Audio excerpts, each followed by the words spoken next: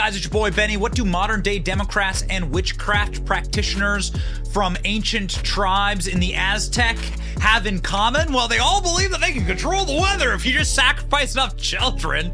Yeah, we could do a rain dance and then the rain will happen. That's what will happen if you vote Democrat, you see. But if you vote for MAGA Republicans, according to Hillary Clinton, then the planet will get hotter.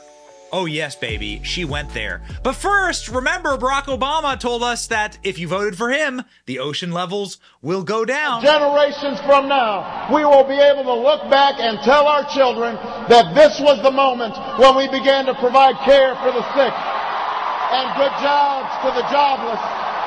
This was the moment when the rise of the oceans began to slow and our planet began to heal. It was a good thing that Barack Obama has that power to lower the ocean levels, given the fact that he and his friends, John Kerry, Joe Biden, Hillary Clinton, Leonardo DiCaprio, every lib that ever lived has an oceanfront property, an oceanfront mansion. Barack Obama has a couple of them, actually. What's the point here? The point here is that Democrats believe that they can, in fact, control the weather.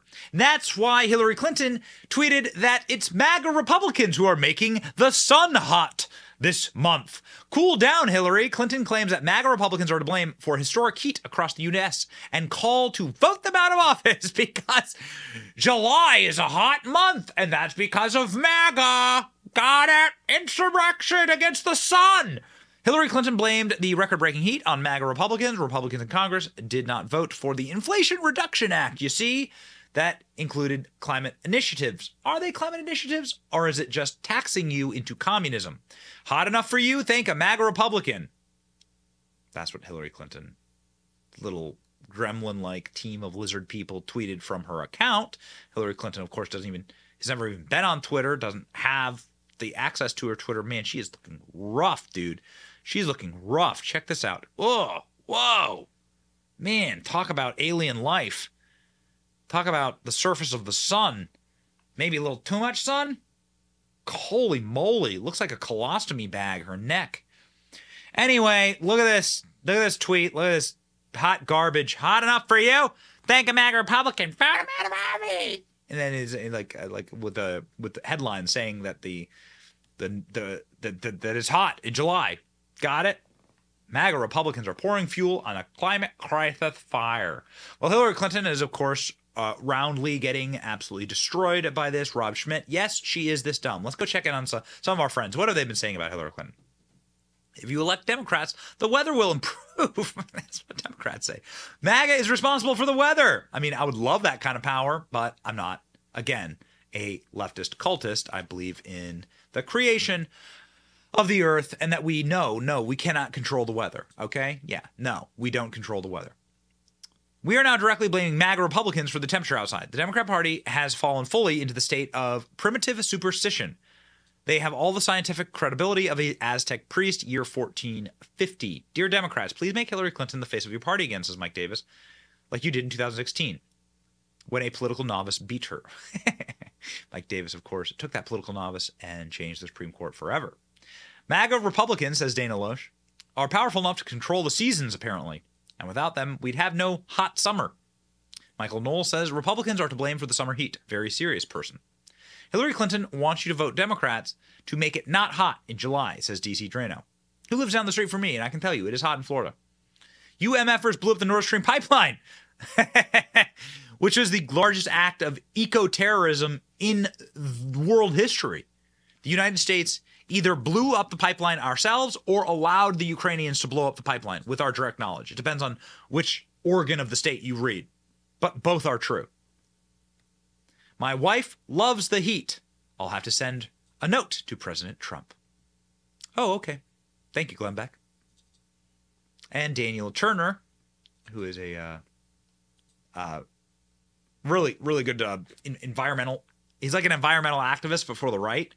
March 2023 was the coldest month on record for Phoenix, Arizona in 30 years. Do you blame MAGA Republicans for the cold weather too? What a good question. What an important question.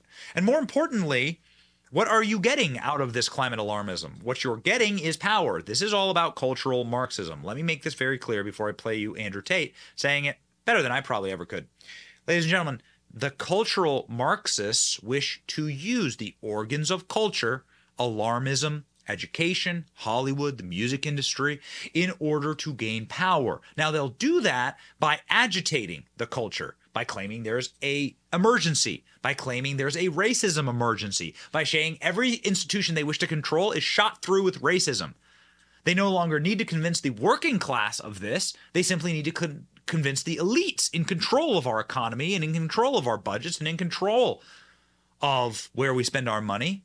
The climate emergency is an opportunity for them to gain that power and that control over our entire economy, which allows them to then pick who the winners and losers are. And let me tell you, they're going to pick themselves as the winners. By the way, all these people are invested and cut into all these dirty green energy deals. It's an entire fraudulent industry.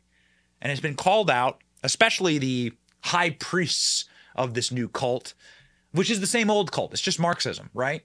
Called out directly by our boy, Andrew Tate, versus Greta Thunberg.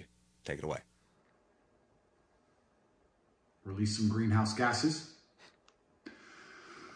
I'm obviously a stranger to online controversy. It's not something I often do.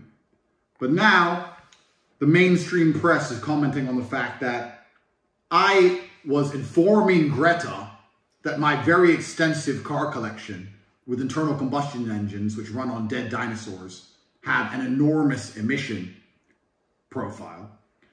And she replied by telling me her own email address. Greta's email address is, I have small energy. Why would that be your own email address, Greta? Strange.